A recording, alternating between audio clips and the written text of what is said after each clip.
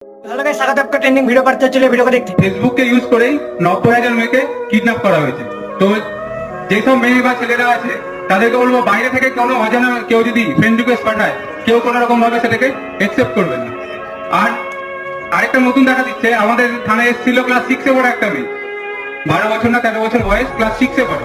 মেয়েটার মায়ের মোবাইলে ইনস্টাগ্রাম করে। ইনস্টাগ্রাম শুনেছেন, বাচ্চারা ছোটরা করে, বড়রা অনেকে শোনেনি, ইনস্টাগ্রাম করে।